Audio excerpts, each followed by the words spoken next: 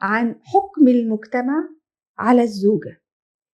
ليه يا أستاذة نورة الزوجة تلام إذا هي قصرت في وقت مرض زوجها أو تعبت أو طلبت الانفصال لأن هي مثلا مش قدرت تتحمل الخدمة الشديدة أو أي ما كان السبب، ولكن المجتمع بيبرر للراجل وبيعطي له مبررات قوية جدا وبيتقال له يا إما تروح تتجوز عليها وتسيبها كده في البيت بقى معلش وكتر خيرك والله إنك باقي عليها وهات لها خادمة في البيت تخدمها وانت روح اتجوز، أو لو عايز تطلقها عادي طلقها ما انت معذور. هتعمل بيها ايه؟ انا سمعت الجملة دي نصا، هتعمل بيها ايه وهي مريضة نايمة في السرير؟ انت هتعمل بيها ايه؟ رأيك ايه وجبتك ايه على السؤال الموجع ده؟ بسم الله والحمد لله والصلاة والسلام على رسول الله. فلنبدأ من أصل الزواج.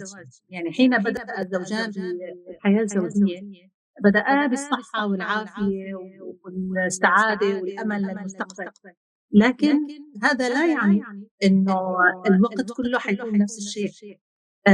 كل واحد فينا معرض. لماذا يبرر الرجل لنفسه هذا؟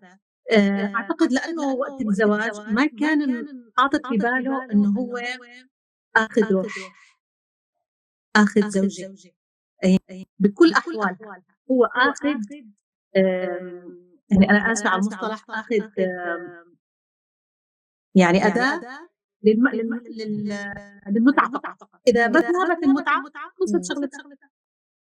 بالضبط هيك لما بيكون الإنسان بيتخلى وما بيكون وفي. أما إذا كان عطان شو معنى الروح اللي معه، اللي هي قبل ما تكون أم وزوجة هي إنسان ومحترم ومكلف سبحانه وتعالى، فكسر الخاطر سيجازيه الله سبحانه وتعالى يوم الدين. وإذا كان ليس له بها نفس، يعني ما عنده اشتهاء لها، فما في مشكلة، يعني يقولها بطريقة لطيفة، بطريقة محببة، بأعذار أخرى. أما يقولها بطريقة مباشرة تجرح فسيحاسب على هذا أمام الله. لنأتي إلى مثال على حياة النبي عليه الصلاة والسلام وزوجته السوداء. بكل بساطة هي التي تخلت عن ليلتها ولم يؤذيها النبي عليه الصلاة والسلام، فهي كبيرة بالسن ولم تعد تستطيع. ولم يتركها النبي عليه الصلاة والسلام وهي مريضة، بل كان يزورها ويودها صلى الله عليه وسلم. فالأصل في الزواج هو زواج روحين، لقاء روحين وليس لقاء جسدي. فلما تقتصر الحياة الزوجية على الجسد ويفنى الجسد، بعض الأزواج مع الأسف ما بيكونوا فاهمين المغزى من الزواج والهدف منه فيتخلون. وفي نقطة معينة إنه أحيانا الزوج لما يلاقي الباب مفتوح أمامه فرص ثلاث يتزوج يعتبر إنه ثلاث متع،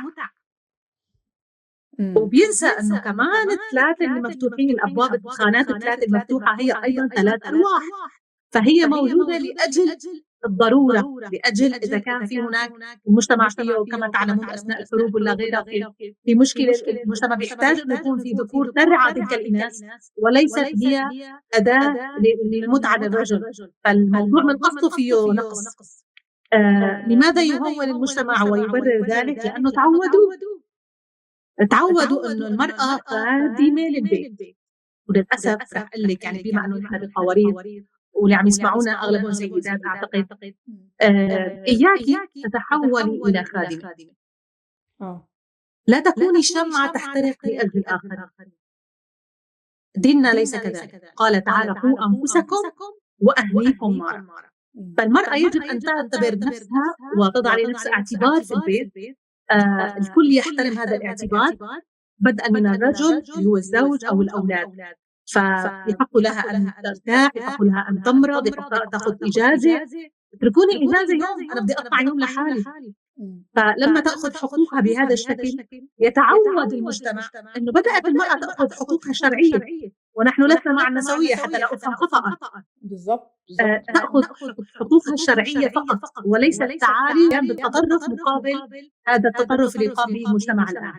فوفاء المرأة هو وفاء من أصلها ومن عاطفتها وحبها الشديد بعائلتها وعادتها من مجتمعها أيضا. الكل هيك يضحي، فهي بتضحي لو كان زوجها مرض أو لا سمح الله انشل، أو هي تضحي بكل ممنونية. لكن الرجل أمامه 3 خانات مفتوحة والمجتمع يصفق له، ما عنده مشكلة أبدا. بالعكس كثير في زوجات بيرغبوا إنه ياخذوا يعني نساء ياخذوا زوج متزوج، ما عندهم مشكلة أبدا. لكن لما توضع النقاط على الحروف ويعرف إنه كل وحدة من هذه الأربع أو الاثنتان أو الثلاث لها حق في رقبته وسيحاسب على ذلك أمام الله، لأنها روح قبل أن تكون جسدا، تختلف الموازين كلها. تمام. طيب أستاذة نورة، الحقيقة من ضمن الرسائل اللي ألمتني ويمكن